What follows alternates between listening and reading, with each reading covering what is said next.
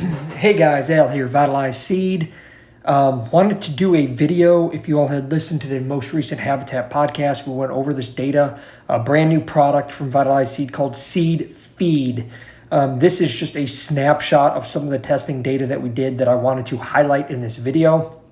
So Seed Feed, what is it, right? So we have Seed Armor that we include with our seed, which is more of a biological focus. It's humics based with a broad spectrum rhizobium to make sure that you have the adequate bacteria in the soil to help with nitrogen fixation, nutrient uptake, etc. And the humic element helps those seeds to get germinated, get started. What's Seed Feed?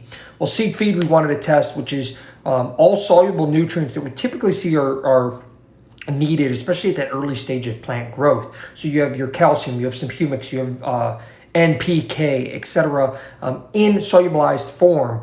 So, for example, phosphorus is not really readily available to plants, and it's highly immobile in the soil unless you can get it right on the roots. And as you work towards good soil health practices, it becomes more available through basically mycorrhizal fungi and mycelium getting into the root hairs and then going out and solubilizing phosphorus and bringing it back to the plant.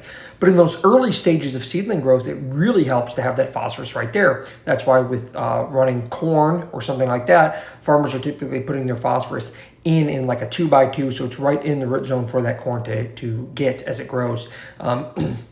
So what we wanted to do is pretty much bring what's been happening in a lot of large-scale agronomy, row crop agriculture, et cetera, to the food plot space. So we developed this on our own, did significant testing, worked with agronomists and soil scientists to review the testing and do the testing. And here are the results. So I know this is a little bit small. It's difficult to get all of this information in kind of an easily shareable and digestible format.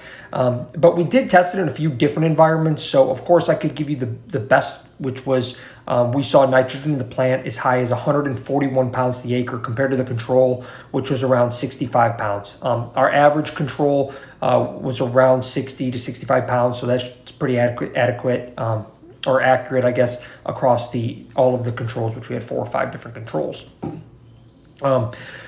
So obviously that's a large increase in just plant available nitrogen. On a couple of the controls, we did see actually a slight decrease in the nitrogen in the plant, but we saw a huge increase in the soil nitrogen, which is somewhat to be expected as some of the nitrogen is going to move through the plant tissue and back into the soil and be reassimilated depending on the plant growth cycle. So as you see, the soil N was in the control was around 46 pounds. And we actually were able to get it up to about 63 pounds. So your total nitrogen increase was around 134 pounds.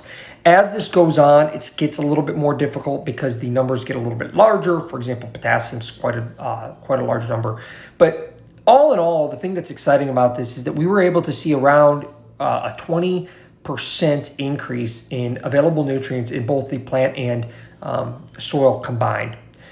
That's huge. So Seed Feed is, again, it's a seed treatment, guys. It's a little bit of nutrients. It's around 4 to 6 ounces per 50 pounds of seed.